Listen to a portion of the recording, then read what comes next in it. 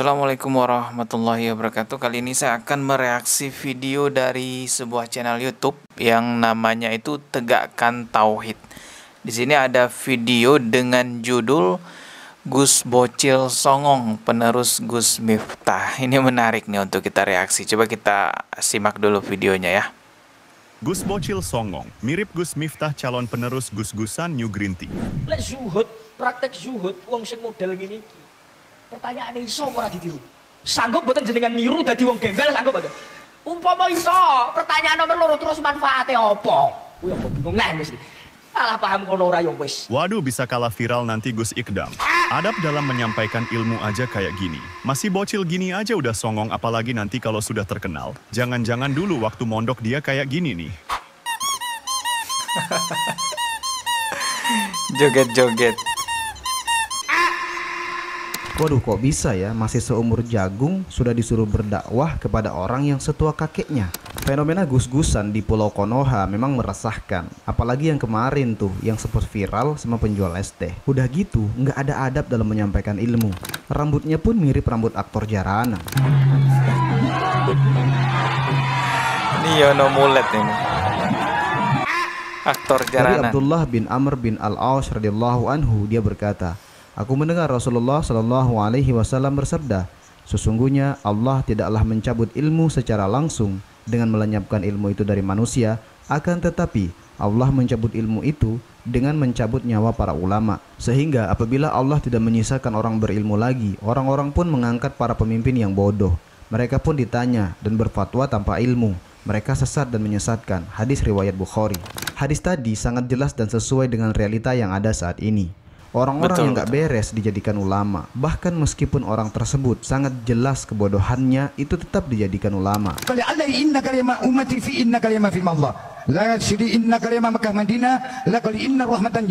Lebih parahnya lagi, Betul banget ya. Hadis ini sesuai banget dengan realita yang ada saat ini. Banyak orang-orang bodoh yang diangkat menjadi pemuka agama. Astagfirullahaladzim. Ini udah terjadi di masa hadis sekarang. riwayat Bukhari. Lebih parahnya lagi, orang gila dianggap wali. Katanya sih wali majedub. Waduh, ini otaknya dipakai apa enggak sih? Kok bisa-bisanya mirip orang India, orang gila dianggap wali? Makanya di akhir zaman ini kita harus berhati-hati memilih ulama. Jangan sampai ulama panutan kita itu adalah ulama-ulama yang buruk.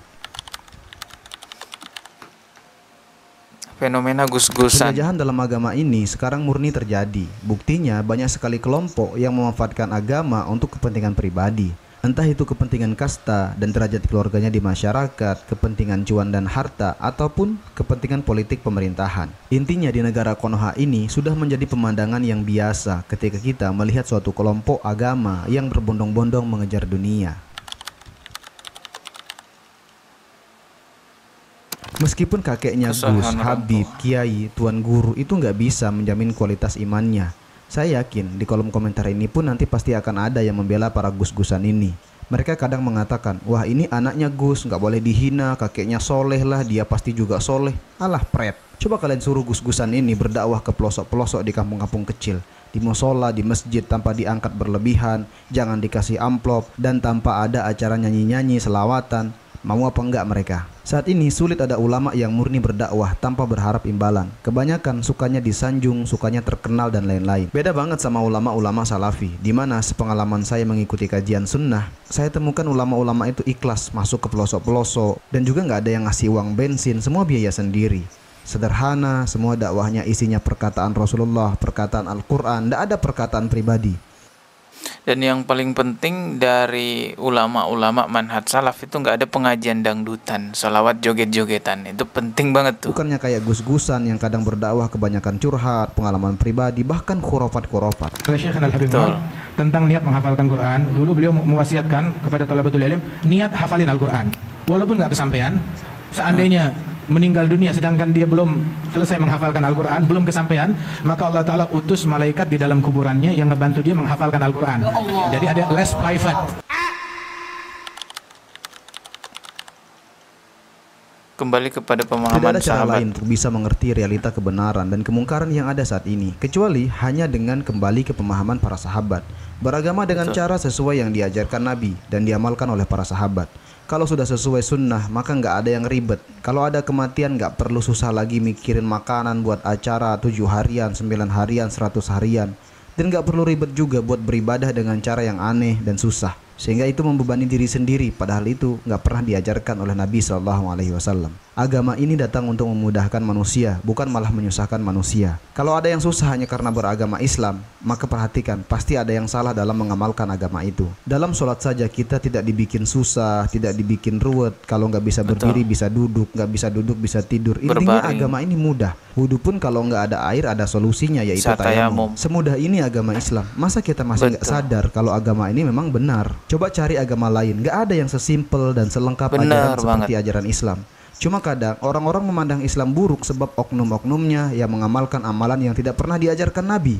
Sehingga orang-orang non-muslim takut masuk Islam dikiranya ribet. Jadi kalau ada yang buruk di dalam Islam, itu sebenarnya bukan Islamnya sendiri yang mengajarkan, tapi mereka yang menambah-nambah, membuat suatu hal yang baru, yaitu dinamakan dengan bid'ah. Mereka senang melakukan itu sehingga orang-orang non-muslim menganggap Islam itu cerminannya kayak gitu. Padahal nyatanya tidak seperti itu. Agama tidak pernah mengajarkan kita susah, tapi kadang diri kita sendiri yang senang membuat diri kita susah. Jadi itulah teman-teman video kita di kesempatan kali ini. Semoga bermanfaat. Terima kasih sudah menonton video ini. Sampai jumpa di video selanjutnya. Jangan lupa subscribe, like, dan tuliskan komentar positif kalian. Wassalamualaikum warahmatullahi wabarakatuh. Waalaikumsalam warahmatullahi wabarakatuh. Ini saya reaksi dari channel yang namanya Tegakkan Tauhid ya. Masya Allah, ini bagus sekali videonya sebagai edukasi untuk kita semua. Lalu yang paling penting juga pembahasan tadi di sini ialah mengenai hadis Rasulullah Shallallahu Alaihi Wasallam. Ini hadisnya entar nih. Sesungguhnya Allah tidak mencabut ilmu secara langsung dengan melenyapkan ilmu itu dari manusia. Akan tetapi Allah mencabut ilmu dengan mencabut nyawa para ulama. Sehingga apabila Allah tidak menyisakan orang berilmu lagi, orang-orang pun mengangkat para pemimpin yang bodoh. Mereka pun ditanya dan berfatwa tanpa ilmu. Mereka sesat dan menyesatkan. Hadis riwayat Bukhari. Apa yang ada pada hadis tersebut benar-benar sudah terjadi realitanya di masa sekarang. Banyak sekali fenomena yang kita lihat adanya orang-orang yang secara penglihatan kita dengan jelas itu nggak memenuhi syarat lah sebagai kriteria ulama. Bahkan bisa kita lihat kayak ini orang kayak nggak ada akal gitu ya, kurang-kurang akal lah gitu.